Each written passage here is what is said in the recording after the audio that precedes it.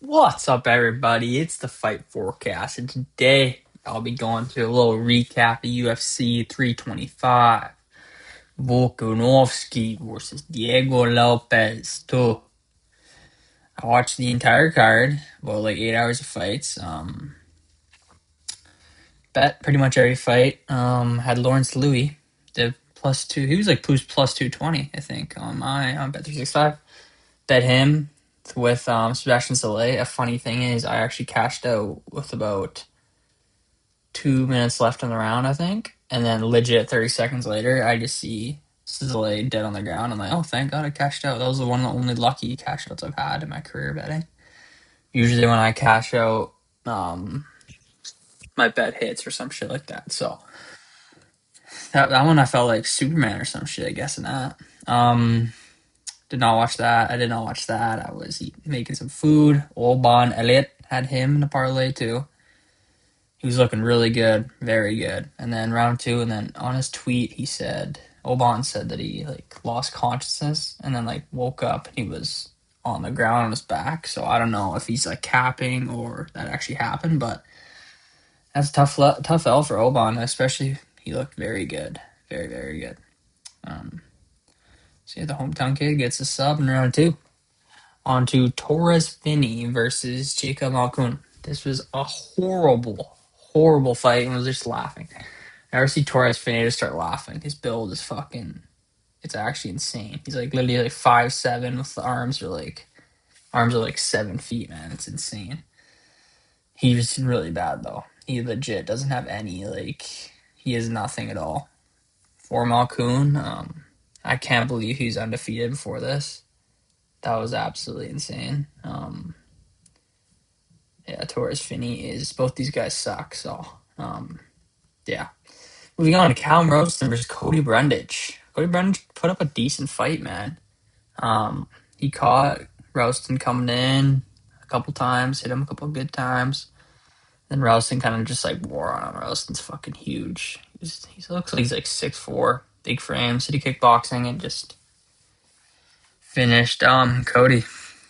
Roston looks good. Got caught a bit in the first round, but started to improve with the fight going on. You can tell he's missing some sort of cortisone because his post-fight speech is pretty funny. You can tell something's going on there, but good finish for Roaston. What is going on here? Oh, Junior Toffa versus Billy Alacana. I bet Billy Alacana by sub, actually, so that was nice, but in the first round, it's a little scary. Junior Toffa dropped him. Absolutely dropped him in the first round. Looked decent, and then I forget exactly how he got the takedown, but obviously got him down and subbed him. Tafa's, I think he's 6-5 now, so that's a good record. So, yeah, the prelims. This I tweeted out like this. These prelims might be the worst prelims. Like, not like just like fight wise, but like just on paper. Like these might be the worst prelims ever on a pay per view. Like, how is it a 6-4 guy is a future prelim? I get it. They just showcase the Australia fighters, so the better fighters there are in Australia, the better fights there'd be. But yeah, these prelims are not good on paper, man. Not good. Not good at all. Quillen Salkio with Jay Malarkey. Salkio made easy work. Made a sick like reverse takedown, just fucking threw Jamie on his back, and then locked a submission and finished him.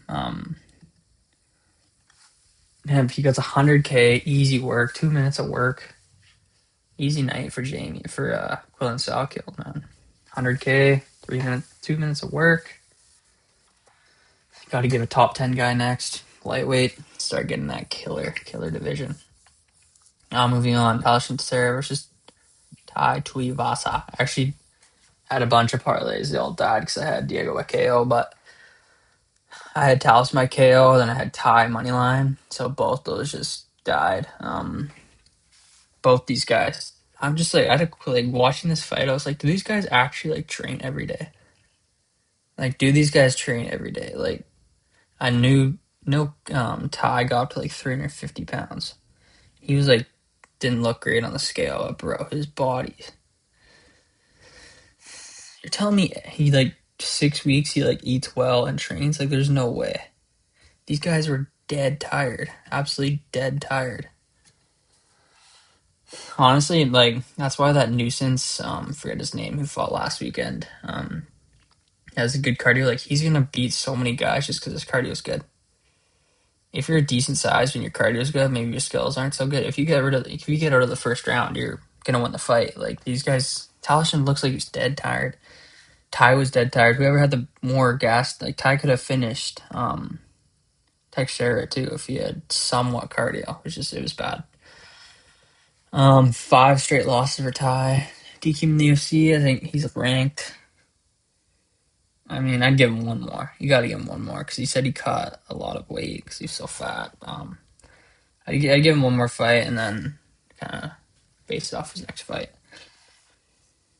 Rafael Fiziev versus Mauricio Rufy. So far, I got all the main card picks right. My previous video, 2 views now. And Rafael Fiziev versus Mauricio Rufy. Rufy looked really good, man. Very good. KOs. Fiziev in the second round. Pretty even first round. But Rufy, man, people forget. Nobody was picking Rufy, man. Nobody was taking him. Like, nobody. Everybody was all over Fiziev with the plus. But Fiziev doesn't have any power, like... He doesn't have any, like, strikes that'll, like, hurt the guy. And Rufy hurt him and just took him down and just beat the shit out of him. Finished him. Second round TKO. So, big run for Rufy. I don't know who's going to fight next. What is he, top 7 now? Maybe top 7 lightweight division. A very good win for Rufy. I actually picked Rufy, too. I was like, he's got to be favored for a reason. So I was like, fuck, I'll take him. So I got that one right. I got all of them right except for the fucking main event. And then Benoit Saint-Denis, insane fight style. He's taking teeps to the body, which is hurting him in round 1. You could tell he was like getting his arm was getting lower and lower because it was hurting so much. He just went full on. I'm just gonna grab you and I'm gonna rush you and just get you down and finish you. That's what he did to Dan Hooker. Hooker's ground game is pretty bad. I still doubt Benoit beats a top guy in the lightweight division. So you can't just rush in like that with other guys. Like, imagine doing that shit to, like, Charles or something. He would probably KO Benoit, honestly, if he did that shit to Charles. You can't just rush in against those top guys, but... I mean, this is a pretty easy one to predict. I wish I just put all my money on this one. Hooker, short, fought 2 months ago. Benoit's been on a roll. Dan Hooker said he wants Michael Chandler next, which is I don't mind at all. A couple washed up guys. Open up the card at the White House, maybe. I don't know. Moving on to the main event: Alexander Volkanovski versus Diego Lopes. I gotta rewatch this fight because Meguru thought it was very, very close. When I was watching, I was like, "This shit's not close at all." If I rewatch it with no commentary, it'd be different. But I thought Volk fucking dominated, to be honest. Except for round 2. I thought it was very dominant. Diego, it seemed like the exact same as the first fight. Nothing really happened. Very surprised this got fight of the night, though. I guess they're, like, forcing it to give it to somebody. Like, you might as well give that to Ty and Taliesin, then, if you need a fight of the night. Like, I don't know, this one was pretty boring, to be honest. But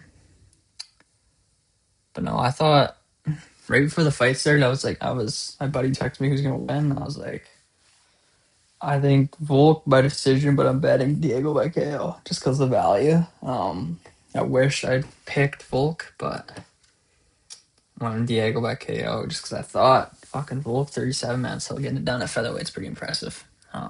They go to featherweight now.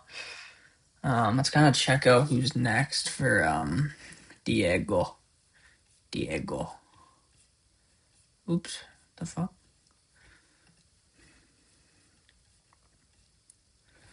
Diego.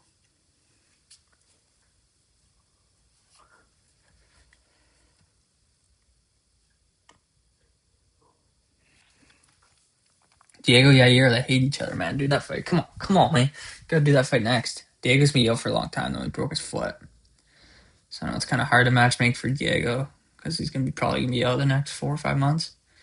I like to see Diego and Rodriguez in fucking Mexico. That'd be sick. Volk, they haven't announced the card yet for yeah, they haven't announced the headliner for March 21st, which is literally next month. It's kind of crazy they haven't announced it yet, but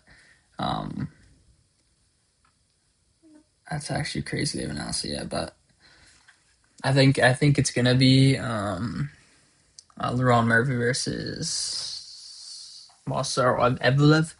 I think the winner fights Volk. It's only right. I kind of look bad on the UFC giving this rematch because the fight played the exact same way. Nothing really changed. Yeah, that's all I got. Thank you guys for tuning in. Make sure you like, comment, subscribe, and please comment what you guys thought on the main event.